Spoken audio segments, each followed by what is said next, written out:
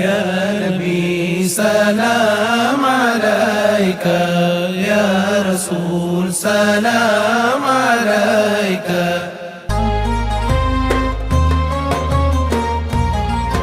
يا رسول الله صلوات الله عليك. السلام عليك أيها النبي ورحمة الله وبركاته. السلام عليك أيها النبي ورحمة الله وبركاته. نحمده ونصلي ونسلم على رسوله الكريم.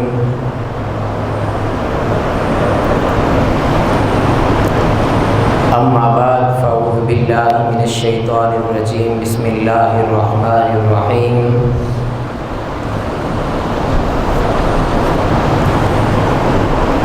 قال الله تبارك وتعالى في القرآن المجيد والفرقان الحميد: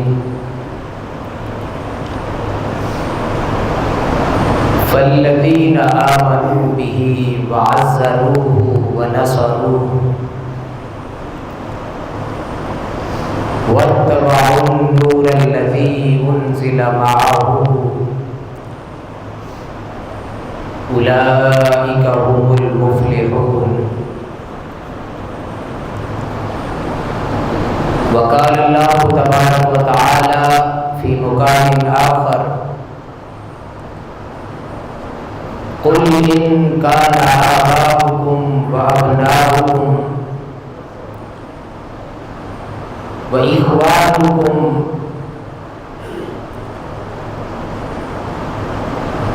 وأزواجكم وعشيرتكم وأموال اقترفتموها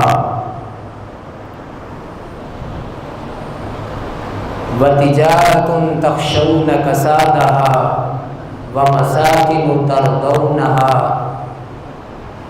أحب إليكم من الله ورسوله وجهاد في سبيله فتربصوا حتى يأتي الله بأمره.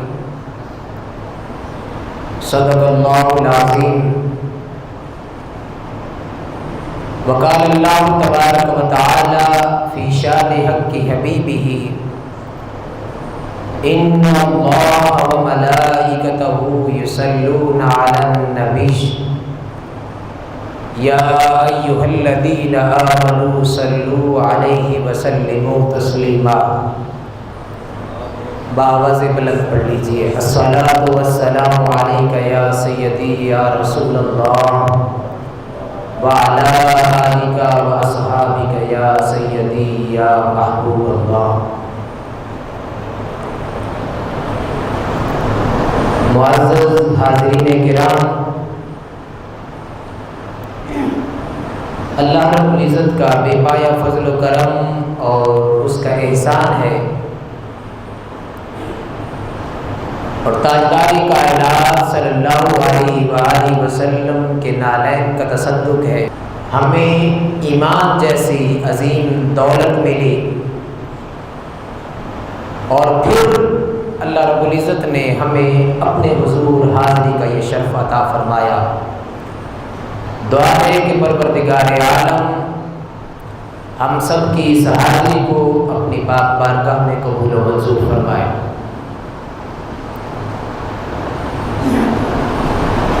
حاضرین کرامی، میں نے موضوع کے طور پر سورہ اعراف کی آیت نمبر 157 کا بعض حصہ تلاوت کرنے کا شرف حاصل کیا. اس مناسبت سے ہم جس موضوع پر گفتگو کریں گے وہ ہے ایمان بالرسالت کا معنی کیا ہے. جو اللہ پاک نے اپنے اوپر اور رسول کریم صلی اللہ علیہ وآلہ وسلم پر ایمان لانے کا ہمیں حکم دیا، اس سے مراد کیا ہے؟ کیا محض لا الہ الا اللہ محمد الرسول اللہ صلی اللہ علیہ وآلہ وسلم، محض کلمہ پڑھنے سے کیا انسان مسلمان ہو گیا؟ کیا محض نماز پڑھنے سے، روزہ رکھنے سے، حج کرنے سے، زکوٰۃ دینے سے، یہ جو عبادات ہیں، کیا محض ان عبادات کو کر لینے سے انسان مسلمان ہو گیا؟ اس چیز کو ہم قرآن کریم کی اس آیت مبارکہ کی روشنی میں انشاءاللہ دیکھیں گے۔ تو قرآن کریم میں اللہ رب العزت نے ارشاد فرمایا،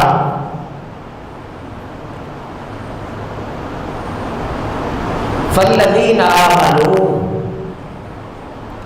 پس جو لوگ اس برگزیدہ رسول پر ایمان لائے،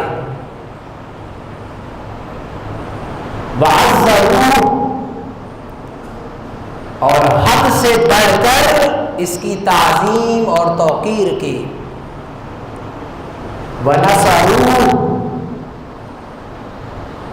اور اس کی لائی ہوئی تعلیمات، اس کے لائے ہوئے دین کی مدد کی، وَاتَّبَعُوا النُّورَ الَّذِي أُنزِلَ مَعَهُ، اور وہ نور، وہ ہدایت، وہ تعلیمات جو آپ لے کر آئے، ان کی اتباع اور پیروی کی۔ اولئک هم المفلحون، یہی وہ لوگ ہیں جو فلاح پانے والے ہیں، کامیاب ہیں۔ گویا کہ اس آیت مبارکہ میں اللہ رب العزت نے 4 مختلف شرائط بیان کی ہیں ایمان والوں کی۔ کتنی شرائط بیان کی ہیں؟ 4۔ اللہ اور اس کے رسول پر ایمان لانا، پھر رسول کریم صلی اللہ علیہ وآلہ وسلم کی حد سے بڑھ کر تعظیم اور توقیر کرنا، اور پھر وہ دین جو رسول کریم صلی اللہ علیہ وآلہ وسلم لے کر اس دنیا میں مبعوث ہوئے، اس دین کی ترویج اور اشاعت کے لیے کوشش کرنا، مدد کرنا۔ اور پھر 4تھی شرط فرمایا کہ وَاتَّبَعُوا النُّورَ الَّذِي أُنزِلَ مَعَهُ، وہ نور، وہ کتاب، وہ تعلیمات جو تاجدار کائنات صلی اللہ علیہ وآلہ وسلم لے کر آئے، اس کی اتباع کرنا، اس کو اپنی زندگیوں میں لاگو کرنا۔ اب سب سے پہلے جو چیز ہے، اللہ پاک نے فرمایا کہ وہ لوگ کامیاب ہیں۔ کون سے لوگ؟ جو ایمان لائے۔ اب سب سے پہلے دیکھنا یہ ہے کہ ایمان والے ہیں کون؟ پیارے آقا بتائیے تو صحیح کہ مومن کون ہے؟ آئیے مومن کی تشریح خود حدیث مبارکہ کرتی ہے۔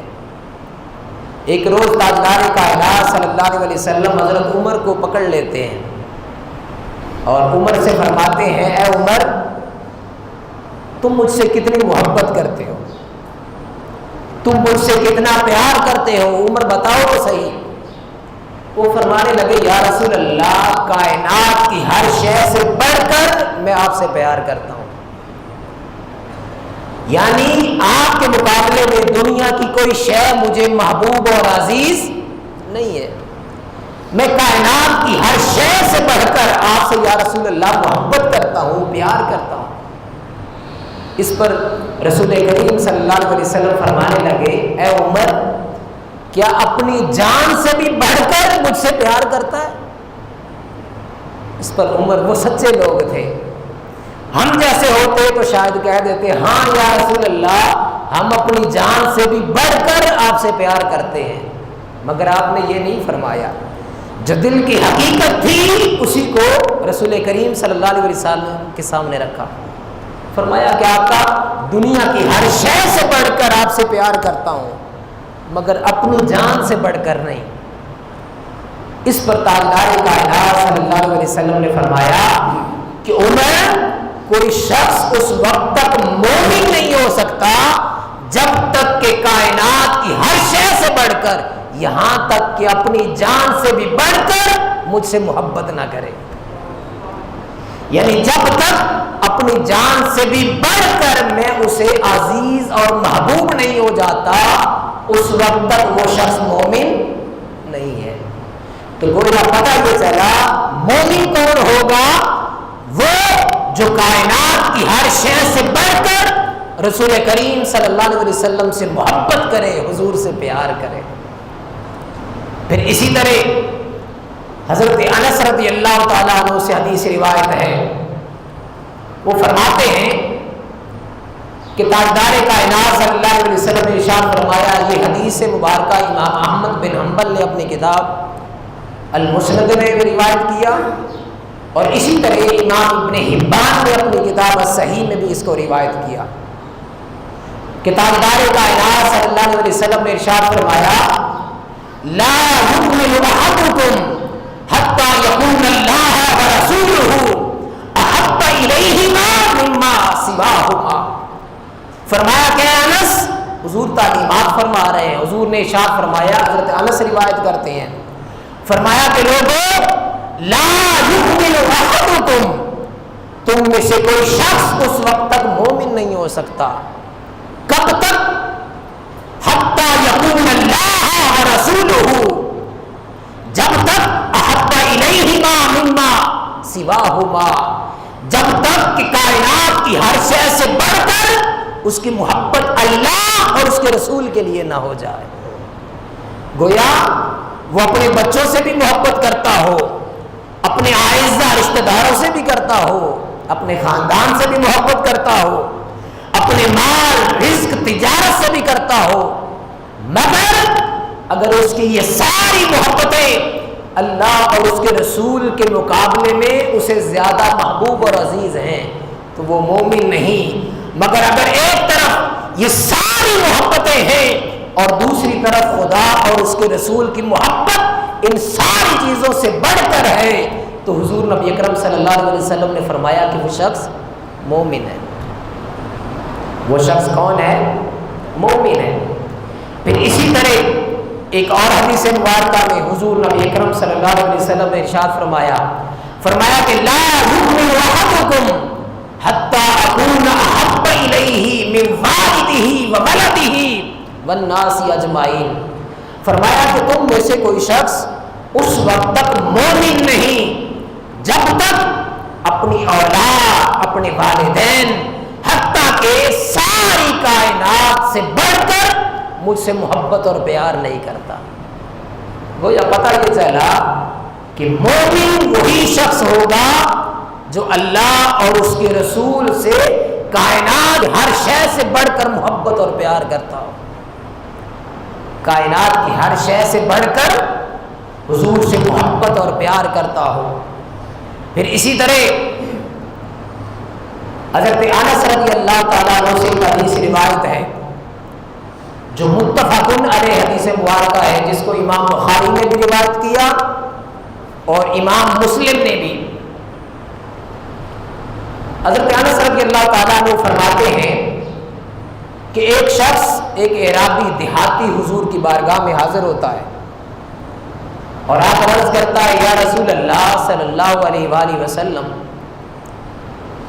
متى الساعہ، آقا یہ بتائیے تو صحیح کہ قیامت کب آئے گی.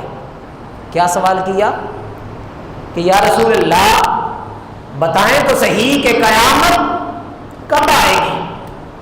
اس پر رسول کریم صلی اللہ علیہ وسلم نے ارشاد فرمایا، اے میرے صحابی، قیامت کے متعلق سوال کرنے والے، تم یہ تو بتاؤ کہ تم نے قیامت کے آنے کی تیاری کیا کی.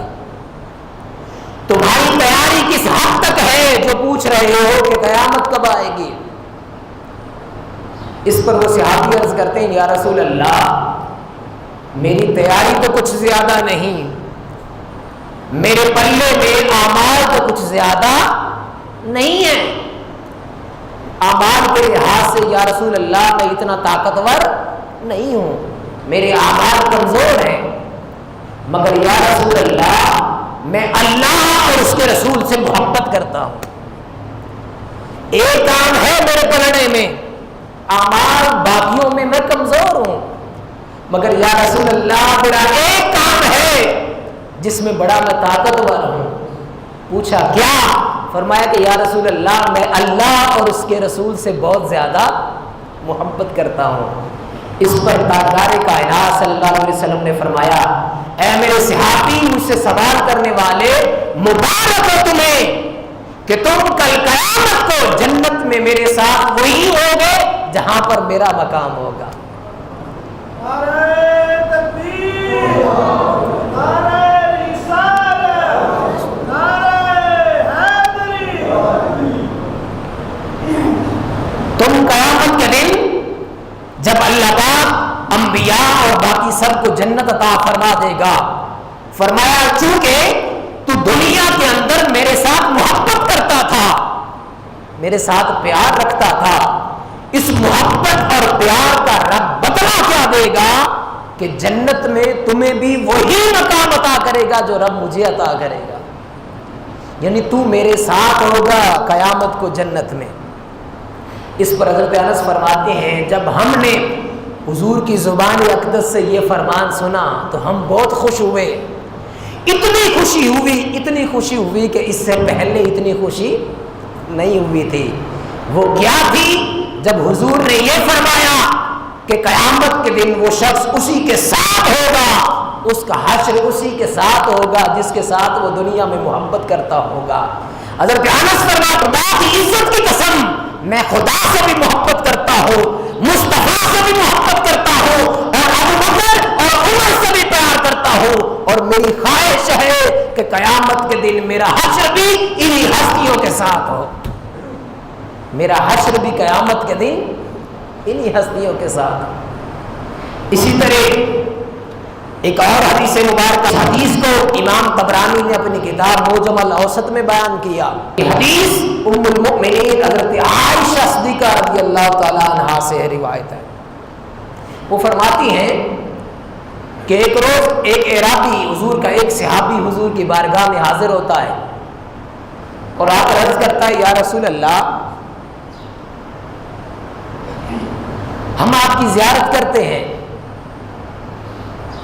آپ کے پیچھے نمازیں پڑھتے ہیں، آپ کا درس اور واعظ سنتے ہیں یا رسول اللہ، صبح و شام، صبح دوپہر عصر مغرب عشاء یا رسول اللہ وقتاً فوقتاً سارا دن ہم یا رسول اللہ ہم آپ کی زیارت کرتے ہیں، مگر یا رسول اللہ جب میں گھر کو جاتا ہوں تو میری طبیعت بڑی بوجھل ہو جاتی ہے، ایک خیال جو ہے وہ میرے دماغ سے اترتا ہی نہیں، وہ خیال مجھے بڑا رنجیدہ کر دیتا ہے، غمزدہ کر دیتا ہے، یا رسول اللہ وہ سوچ سوچ کر میں بڑا پریشان ہوں۔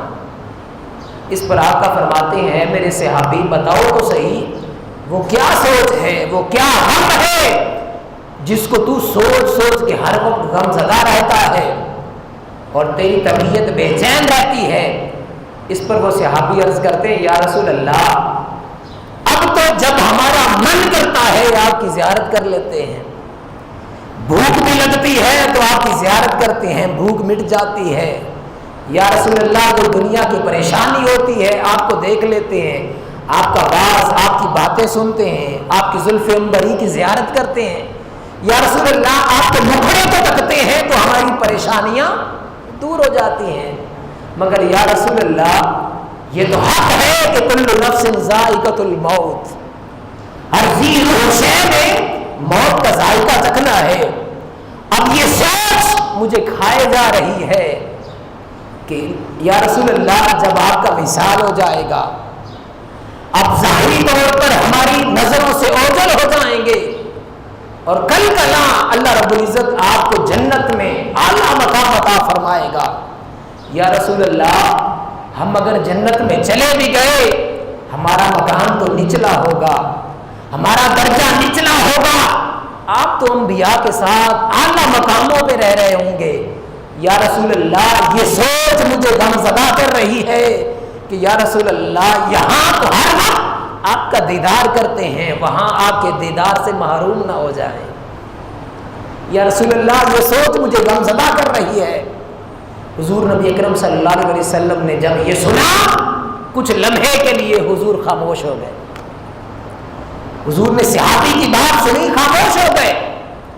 تھوڑی دیر کے بعد جبریل امین حضور کی بارگاہ میں حاضر ہوتے ہیں اور آ کر عرض کرتے ہیں یا رسول اللہ اپنے ان صحابہ کو، اپنے ان غلاموں کو یہ خوشخبری دے دے کہ رب تعالیٰ فرماتے ہیں کہ وَمَن يُطِعِ اللَّهَ وَالرَّسُولَ فَأُولَٰئِكَ مَعَ الَّذِينَ أَنْعَمَ اللَّهُ عَلَيْهِم مِّنَ النَّبِيِّينَ وَالصِّدِّيقِينَ وَالشُّهَدَاءِ وَالصَّالِحِينَ۔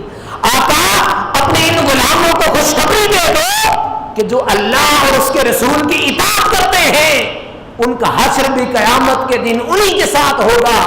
مع الذین انعم اللہ علیہم من النبیین والصدیقین والشہداء والصالحین، ان کا حشر جو ہے وہ انبیاء کے ساتھ ہوگا، ان کا حشر صالحین کے ساتھ ہوگا، ان کا حشر صدیقین کے ساتھ ہوگا اور ان کا حشر جو ہے وہ شہداء کے ساتھ ہوگا۔ تو گویا رسول کریم صلی اللہ علیہ وسلم نے یہ خوشخبری دے دی، اے میرے صحابی اگر تو اس دنیا کے اندر میرے ساتھ محبت اور پیار کرتا ہے، اگر تو دنیا کے اندر کائنات کی ہر شے سے بڑھ کر مجھ سے محبت اور پیار کرتا ہے تو بغاوت تمہیں کل جنت میں تیرا حشر بھی میرے ساتھ ہی ہوگا، تیرا حشر بھی کیا ہوگا؟ میرے ساتھ ہی ہوگا۔ اسی طرح ایک بخاری شریف کی حدیث مبارکہ ہے کہ ایک صحابی بارگاہ رسالت محمد صلی اللہ علیہ وسلم میں حاضر ہوتے ہیں اور آ کر عرض کرتے ہیں یا رسول اللہ کیف تقول فی رجل احب قوما ولم یلحق بہم، یا رسول اللہ آپ اس بارے میں، اس شخص کے بارے میں کیا ارشاد فرماتے ہیں؟ احب قوما ولم یلحق بہم، جو کسی قوم کے ساتھ محبت کرتا ہو، پیار کرتا ہو، مگر اس کے اعمال ان کے مقابلے میں کم ہوں، وہ اپنے اعمال کے لحاظ سے تو اتنا اونچا اور اعلیٰ نہ ہو، یا رسول اللہ وہ محبت تو بڑی قوم کے ساتھ کرتا ہو مگر اس کے اعمال ان جیسے نہ ہوں، آقا ان کے بارے میں آپ کیا ارشاد ہے؟ اس پر قربان جائیے حضور نے فرمایا کہ اے میرے صحابی مجھ سے سوال کرنے والے، المرء مع من احب، آدمی قیامت کے دن اسی کے ساتھ ہوگا جس کے ساتھ وہ دنیا میں محبت کرتا ہوگا، جس کے ساتھ دنیا میں وہ محبت کرتا ہوگا۔ تو یہاں پر ارشاد فرمایا کہ فالذین آمنوا، وہ لوگ جو ایمان لائے، ایمان والے کون ہیں؟ جو حضور کے ساتھ محبت اور پیار کرتے ہیں۔ اور کس حد تک محبت اور پیار ہے؟ کائنات کی ہر شے سے بڑھ کر وہ اللہ اور اس کے رسول سے محبت اور پیار کرتے ہیں، اس کا اجر بھی رب کیا دے گا؟ حضور کے ساتھ اللہ پاک ان کا حشر حضور کے ساتھ فرمائے گا۔ پھر اسی طرح دوسری بات جو اللہ پاک نے اس آیت مبارکہ میں ارشاد فرمایا کہ وہ لوگ وَعَزَّرُوهُ، وہ حد سے بڑھ کر رسول کریم صلی اللہ علیہ وسلم کا ادب کرتے ہیں، حضور کی تعظیم کرتے ہیں۔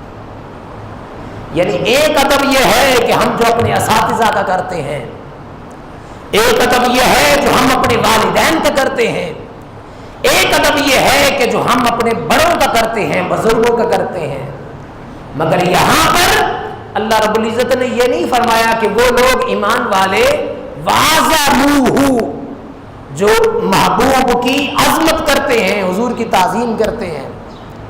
عَزَمُوهُ کا لفظ ارشاد نہیں فرمایا بلکہ کیا فرمایا؟ وَعَزَّرُوهُ، وہ لوگ جو حد سے بڑھ کر رسول کریم صلی اللہ علیہ وسلم کی تعظیم کرتے ہیں، حضور کی کیا کرتے ہیں؟ تعظیم کرتے ہیں، کائنات کی ہر شے سے بڑھ کر۔ اب وہ تعظیم کیسی؟ آئیے صحابہ کرام سے پوچھتے ہیں کہ صحابہ آپ نے تو اپنی زندگیاں حضور کے قدموں پر نشاور کی، آپ تو حضور کی زندگی میں رہے، حضور کی غلامی میں رہے، اب بتائیے تو صحیح کہ ہم کس حد تک حضور کی تعظیم کریں؟ صحابہ کرام فرماتے ہیں، بخاری شریف کی حدیث مبارکہ ہے جس کے راوی حضرت ابو جحیفہ رضی اللہ تعالیٰ عنہ ہیں۔ حضرت ابو جحیفہ فرماتے ہیں کہ دوپہر کا وقت تھا، رسول کریم صلی اللہ علیہ وسلم نے جو ہے وہ وضو کے لیے پانی طلب فرمایا۔ صحابہ کرام نے حضور کے سامنے وضو کا پانی پیش کر دیا۔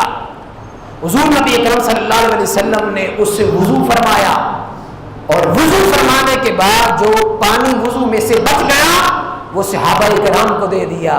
حضرت ابو جحیفہ فرماتے ہیں کہ صحابہ نے وہ وضو کا بچا ہوا پانی لے لیا، اس میں سے کچھ کو اپنے چہروں پر مل لیا، کچھ کو اپنے بدن پر مل لیا، اور اس طرح حضور کے بچے ہوئے پانی سے تبرک حاصل کیا۔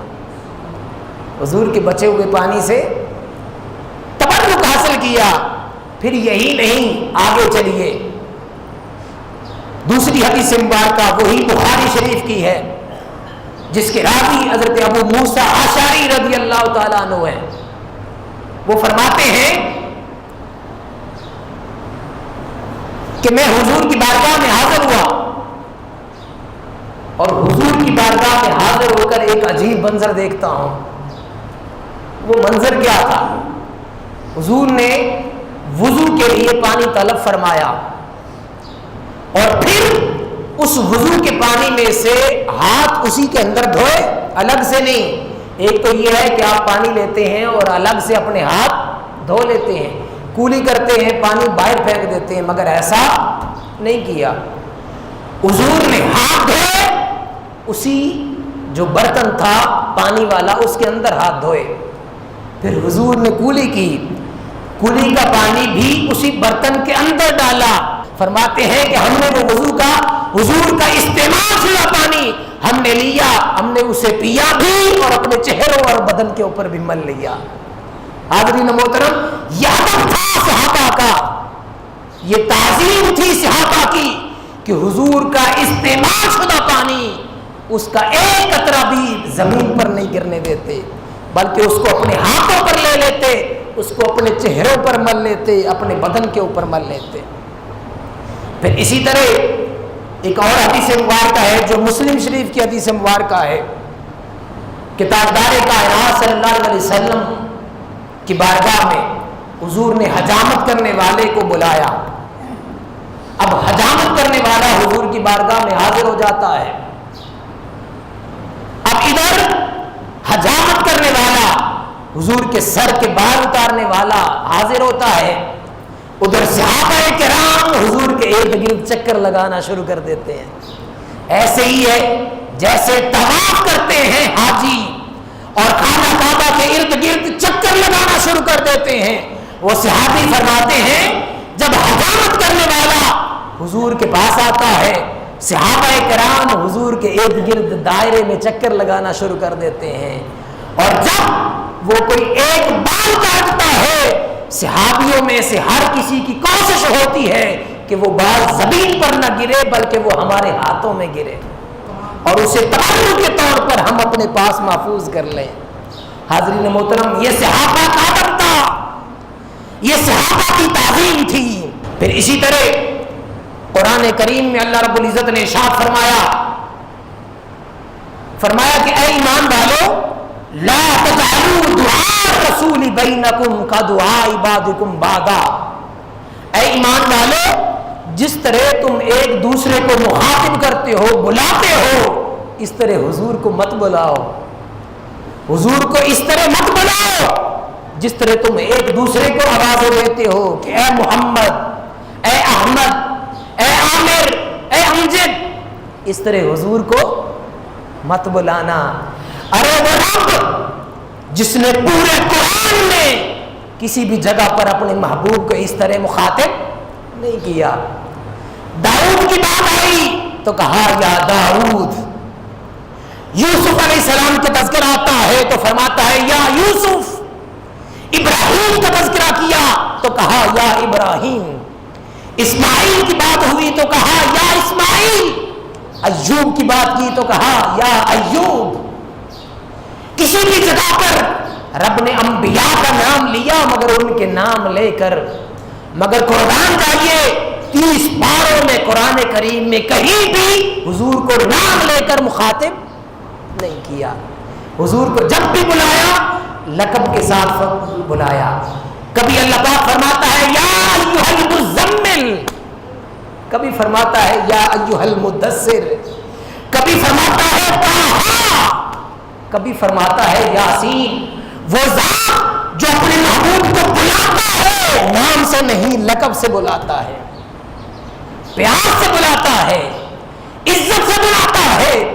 वो रब जब अपने महबूब को खुद नाम लेकर आमियाना अंदाज में बुलाता नहीं है तो फिर उम्मत को ये किस तरह इजाजत देगा कि उसके महबूब को कोई एक आमियाना तरीके से मुखातिब करे। तो फरमाया कि लोगों मेरे महबूब को उस तरह ना बुलाना जिस तरह तुम एक दूसरे को बुलाते हो, इस तरह बेतकल्लुफ होकर हुजूर के साथ कलाम न करना। अगर ऐसा करोगे तो क्या होगा? फरमाया कि उलाइका हबितत आमालुहुम व फिन्नारि हुम खालिदून। फरमाया कि अगर तुम हुजूर की बेअदबी कर बैठे, अगर हुजूर को आम अंदाज में हुजूर को मुखातिब कर लिया, अदब और ताज़ीम का लिहाज न किया तो क्या होगा? तुम्हारे सारे आमाल अल्लाह पाक ज़ाया कर देगा।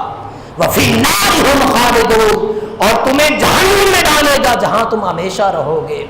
गोया कि हुजूर के बेअदबी इतना बड़ा गुनाह है जिसको अल्लाह पाक माफ नहीं फरमाता।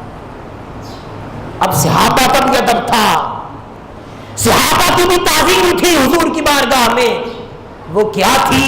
आइए हदीस मुबारका में आता है जिसके रावी हज़रत उसामा बिन शरीक हैं, और इस हदीस को काजी अय्याज रहमतुल्लाह ताला ने अपनी किताब अश-शफ़ा में रिवायत किया, दर्ज किया। वो फरमाते हैं कि मैं हुजूर की बारगाह में हाजिर हुआ। अब जब हुजूर की बारगाह में हाजिर हुआ उस वक्त हालत क्या थी, सहाबा किराम की कैफियत क्या थी, हजरत उसामा बिन शरीक उसको बयान करते हैं। फरमाते हैं जब मैं हुजूर की बारगाह में हाजिर हुआ, हुजूर का वाज और नसीहत सुन रहे थे, और उनकी हालत क्या थी? हजरत उसामा फरमाते हैं कि उनके सर एक जगह पर रुके हुए थे, और कैफियत ये थी कि यूं लगता था कि हर सहाबी के सर पर कबूतर बैठा हुआ है, कोई परिंदा बैठा हुआ है, अगर थोड़ा सा भी हिला तो वो परिंदा उड़ जाएगा। यह अदब और ताज़ीम का मकाम था सहाबा किराम का। किस हद तक हुजूर का अदब और ताज़ीम करते, यानी हुजूर के पास बैठते, हुजूर के सामने बैठते, मगर अपनी निगाह को उठाते नहीं थे। उठाते कब थे? जब हुजूर इधर उधर देखते। हुजूर ने चेहरा अकदस इधर किया, सहाबी ने हुजूर का मुखड़ा देख लिया, जब हुजूर ने उधर देखा नजरें झुका ली। यानी हुजूर ने अपना चेहरा, अपनी निगाहें पलटी, सहाबी ने हुजूर का मुखड़ा देखा, जब हुजूर ने उसकी तरफ देखा, अदब और ताज़ीम और हया इतना था कि सहाबी ने अपनी निगाहें झुका दी। फिर हुजूर नमाज पढ़ाते, सहाबा किराम की मोहब्बत का आलम था कि सहाबा किराम हुजूर नबी अकरम सल्लल्लाहु अलैहि वसल्लम को मुड़ मुड़ कर हुजूर को देखते और हुजूर को तकते रहते। हाज़रीन मोहतरम में अर्ज ये कर रहा था, अल्लाह पाक फरमाते हैं वो लोग जो ईमान लाए। ईमान कौन लाए? जो हद से बढ़कर हुजूर के साथ मोहब्बत करते हैं। फिर यही नहीं, बात जरूर, फिर हर शय से बढ़कर ताजदार कायनात सल्लल्लाहु अलैहि वसल्लम का अदब करते हैं, हुजूर की ताज़ीम करते हैं। अब आइए सहाबा किराम में से हजरत बिलाल की मोहब्बत और अदब का आलम क्या था। हजरत बिलाल हबशी रज़ी अल्लाह ताला अन्हु, ये वही बिलाल है जो रंग के स्याह, होंठ बड़े बड़े, देखने में कोई खूबसूरत नहीं है, मगर है गुलाम। दूसरी तरफ वो मुआशरा है अरब का, जहां पर कुरैश हैं, बड़े बड़े सरदार हैं, उनके यहाँ तो गुलामों की कोई अहमियत नहीं। मगर वही बिलाल जब कलिमा पढ़ते हैं, मुसलमान हो जाते हैं और हुजूर के गुलाम बन जाते हैं। फिर हजरत उमर रज़ी अल्लाह ताला अन्हु, जो इतने जलील कदर सहाबी और हुजूर के यार और खलीफा दोम, حضرت عمر جیسے جلیل القدر صحابی جب حضرت بلال کو مخاطب کرتے معلوم ہے کیا کہتے؟ عرض کرتے یا سیدی یا بلال، اے میرے سردار بلال، اے میرے سردار بلال، اے میرے آنکھوں کے تارے بلال، اے میرے سر کے تاج بلال، یا سیدی یا بلال۔ حضرت عمر یوں حضرت بلال رضی اللہ تعالیٰ عنہ کو مخاطب فرماتے تھے۔ آپ کے علم میں ہوگا کہ جب تاجدار کائنات صلی اللہ علیہ وسلم کے وصال کا وقت آتا ہے اور اللہ کے اذن سے جبریل امین حضور کی بارگاہ میں حاضر ہوتے ہیں اور عرض کرتے ہیں یا رسول اللہ، آپ کا رب آپ سے ملاقات کرنا چاہتا ہے، کیا آپ بھی اپنے حبیب سے ملنا چاہتے ہیں؟ اس پر تاجدار کائنات صلی اللہ علیہ وسلم نے ارشاد فرمایا ہاں، میں بھی اپنے محبوب کے پاس جانا چاہتا ہوں۔ تاجدار کائنات صلی اللہ علیہ وسلم کا وصال ہو جاتا ہے اور حضور اس دنیا سے ظاہری طور پر پردہ فرما جاتے ہیں۔ صحابہ کرام کی غم کی یہ حالت ہے، غم کی حالت یہ ہے کہ حضرت عمر جیسے جلیل القدر صحابی آپ تلوار نکال لیتے ہیں اور فرماتے ہیں اگر کسی نے یہ کہا حضور کا وصال ہو گیا تو میں اس کا سر، اس کی گردن اس کے بدن سے جدا کر دوں گا۔ یعنی حضور کے غم میں، حضور کی جدائی میں اتنے بے حال ہو جاتے ہیں حضرت عمر، فرماتے ہیں جس نے یوں کہا کہ حضور کا وصال ہو گیا میں اس کو، اس کی گردن کو، اس کے سر کو اس کے بدن سے جدا کر دوں گا۔ صحابہ کرام کی غم کی یہ حالت تھی۔ ادھر ایک صحابی کھیتوں میں کام کر رہے ہیں، حضور کی وصال کی خبر ملتی ہے، ادھر ہی بیٹھ جاتے ہیں اور رب کی بارگاہ میں عرض کرتے ہیں باری تعالیٰ یہ میری وہ نگاہیں ہیں جن سے میں حضور کو تکتا رہا، جس سے میں مددعا جیسے حضور کے مکھڑے کی زیارت کرتا رہا، باری تعالیٰ میری یہ وہ نظریں ہیں، یہ نگاہیں ہیں جن سے میں حضور کو تکتا رہا، حضور کی زیارت کرتا رہا۔ باری تعالیٰ میں یہ نہیں چاہتا کہ آج کے بعد یہ نگاہیں حضور کے سوا کسی اور کو دیکھیں، باری تعالیٰ مجھے اسی لمحے اندھا کر دے، مجھے اسی لمحے اندھا کر دے، میری نظروں کی جو بینائی ہے اس کو ختم کر دے۔ وہ صحابی کھیتوں میں کام کر رہے ہوتے ہیں، اللہ پاک ان کی دعا کو قبول کرتا ہے اور اسی لمحے ان کی نظروں کی بینائی جو ہے وہ ختم ہو جاتی ہے۔ یہ صحابہ کرام کے حضور کے جدا ہونے کی کیفیت تھی۔ دوسری طرف حضرت بلال ہے، جب تاجدار کائنات صلی اللہ علیہ وسلم کا وصال ہو گیا، یہ وہی بلال تھے جو حضور کے خزانچی بھی تھے، یہی وہ بلال ہیں جو حضور کے مؤذن ہیں، مؤذن رسول ہیں، مسجد نبوی میں اذان دیا کرتے تھے۔ یہ وہی بلال ہے کہ بعض نے اعتراض کیا کہ بلال اذان دیتا ہے تو اس کے الفاظ صحیح طرح سے ادا نہیں ہوتے، حضور نے منع فرما دیا اے بلال اب تو اذان نہ دیا کر۔ بلال نے اذان بند کی، ادھر سے رب کائنات نے حکم دیا کہ سورج مت طلوع ہونا، سورج مت طلوع ہونا، یہ بلال ہے۔ اور حضور کے ساتھ محبت کا یہ عالم تھا کہ جب حضور کا وصال ہوا مدینہ کو چھوڑ گئے، کہ وہ نگری جہاں محبوب ہوتا تھا، جہاں صبح شام میں حضور کی زیارت کرتا تھا، جہاں صبح شام حضور کے چہرہ انور پر نظروں کو جماتا تھا، جہاں کھڑے ہو کر میں اذان دیتا تھا اور جب کہتا تھا اشہد ان محمد رسول اللہ، میری نظروں کے سامنے حضور کا مکھڑا ہوتا تھا۔ اب جب وہ محبوب نہ رہا تو اس مدینہ میں رہنے کا بھی کچھ فائدہ نہیں۔ اور پھر یوں بھی تھا کہ اب چونکہ حضور اس مدینہ میں ظاہر نظر نہیں آتے تو میں اس مدینہ میں رہ نہیں سکتا، چنانچہ حضرت بلال رضی اللہ تعالیٰ عنہ مدینہ کو چھوڑ کر دمشق کی طرف چلے جاتے ہیں اور وہاں رہنا شروع کر دیتے ہیں۔ ایک روز تاجدار کائنات صلی اللہ علیہ وسلم حضرت بلال آرام فرما ہے، حضور آپ کے خواب میں تشریف لاتے ہیں اور آ کر فرماتے ہیں اے بلال تو ہم سے اداس نہیں ہوا؟ ہم سے ملاقات کا تمہارے دل میں کوئی خواہش نہیں ہے؟ اے بلال تو مدینہ نہیں آئے گا؟ حضور نبی اکرم صلی اللہ علیہ وسلم کا یہ فرمانا تھا کہ حضرت بلال جو حضور کی جدائی کی وجہ سے مدینہ چھوڑ گئے تھے، دمشق چلے گئے تھے، جب حضور خان میں تشریف لائے تو حضرت بلال رضی اللہ تعالیٰ عنہ جب بیدار ہوئے اپنی سواری کو تیار کیا اور حضور سے ملاقات کے لیے مدینہ کو روانہ ہو جاتے ہیں۔ اب جب مدینہ آتے ہیں، آ کر دیوانوں کی طرح گلیوں میں گھومتے ہیں، جو بھی بچہ یا بڑا ملتا ہے اس سے پوچھتے ہیں میرا محبوب کہاں ہے، میرے آقا کہاں ہے، محمد مصطفیٰ صلی اللہ علیہ وسلم کہاں ہے۔ حضرت بلال دیوانہ وار مدینہ کی گلیوں میں گھومتے ہیں، ہر کسی سے پوچھتے ہیں بتاؤ تو صحیح میرا محبوب کہاں گیا، میں اپنے محبوب سے ملنا چاہتا ہوں، میں ان کی ملاقات کرنا چاہتا ہوں، ان کے مکھڑے کو دیکھنا چاہتا ہوں، بتاؤ تو صحیح میرا محبوب کہاں ہے، مجھے کہاں ملے گا، وہ کہاں گیا۔ جب یہ منظر ہوتا ہے مدینہ کے بچے بڑے صحابہ کرام صحابیات سارے مسجد نبوی میں حاضر ہو جاتے ہیں۔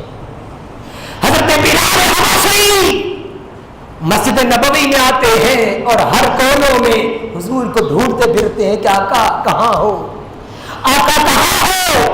پھر حضرت بلال حبشی رضی اللہ تعالیٰ عنہ حضور کے روضہ انور میں تشریف لے جاتے ہیں۔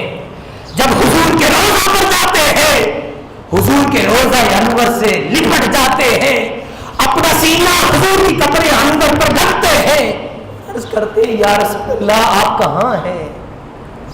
زاروں قطار ہوتے ہیں، زاروں قطار ہوتے ہیں، ہر طرف ہچکیوں کا سما ہوتا ہے۔ مسجد نبوی میں حضرت عمر بلال کو عرض کرتے ہیں اے بلال یا سیدی یا بلال، ہم ترس گئے آپ کی اذان کی آواز کو سننے کو لیے، اذان کو دیجئے تاکہ وہ منظر جب حضور نبی اکرم صلی اللہ علیہ وسلم کی حیاتی میں جو منظر ہوتا تھا وہ دوبارہ یاد تازہ ہو جائے۔ ہم چاہتے ہیں کہ آپ کی آواز میں، آپ کی زبان سے پھر سے اللہ اکبر کی صدائیں سنیں۔ حضرت بلال فرماتے ہیں اے عمر، پہلے تو میں اذان دیتا تھا، میرے سامنے حضور کا مکھڑا ہوتا تھا، حضور کی زیارت کرتا تھا، اے عمر مجھے مجبور نہ کریں، میں اب اذان نہیں دیکھ سکتا۔ صحابہ کرام نے عرض کیا مگر حضرت بلال نے انکار کر دیا۔ اس پر صحابہ کرام نے سوچا حسنین کریمین کو لے آتے ہیں، ان شہزادوں کی بات کو کبھی بھی یہ ٹالیں گے نہیں۔ چنانچہ حضرت امام حسن اور حسین حضرت بلال رضی اللہ تعالیٰ عنہ کے پاس آتے ہیں اور آ کر عرض کرتے ہیں چچا جان وہ اذان بلالی جو آپ حضور کے دور میں ہمارے نانا کے دور میں دیتے تھے، اے چچا جان آج وہ اذان تو سنائیں۔ حضرت بلال جو تاجدار کائنات صلی اللہ علیہ وسلم سے جدائی کا صدمہ برداشت نہیں کر پا رہے تھے، حضرت بلال نے جب حسنین کریمین کی آواز میں ان سے یہ سنا کہ اے بلال اذان تو دو، اس کا انکار نہ کر سکے اور حضرت بلال وہ کھڑے ہو جاتے ہیں اذان کے لیے۔ چنانچہ ایک منظر ہوتا ہے حضرت بلال اللہ اکبر کی صدائیں بلند کرتے ہیں، ادھر صحابہ کرام حضور کا دور یاد کر کر کے آہو بکا شروع ہو جاتی ہے، صحابہ کرام زاروں قطار رونا شروع کر دیتے ہیں، پھر یہی رونا ان کی آہو بکا میں چینج ہو جاتا ہے، پھر یہی آہو بکا ان کی چیخوں میں بدل جاتی ہے۔ حضرت بلال رضی اللہ تعالیٰ عنہ پھر دوسرے کلمے پر پہنچتے ہیں اور عرض کرتے ہیں اشہد ان لا الہ الا اللہ، اشہد ان لا الہ الا اللہ۔ پھر اس کے بعد حضرت بلال رضی اللہ تعالیٰ عنہ تیسرے جملے پر آتے ہیں اور ایک اونچی آواز میں کہتے ہیں اشہد ان محمد رسول اللہ، اشہد ان محمد رسول اللہ۔ حضرت بلال نے جب یہ کلمہ کہا، چونکہ حضور کی محبت میں یہ چور تھے، حضور کے ساتھ ہر وقت رہنے والے تھے، حضور کی غم اور حضور کی جدائی کا غم برداشت سے باہر تھا۔ جب اشہد ان محمد رسول اللہ کہا، نظر اٹھائی تو تاجدار کائنات کی زیارت نہ ہوئی، حضور کے مقبرے کی زیارت نہ ہوئی۔ اسی انداز میں چیخ نکلی، حضرت بلال بے ہوش ہو کر زمین پہ گر گئے۔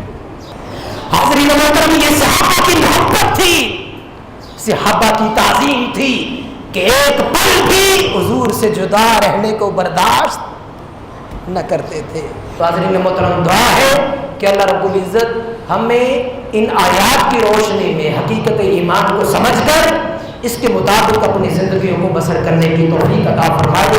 آمین۔ وما علیہ الا البلاغ۔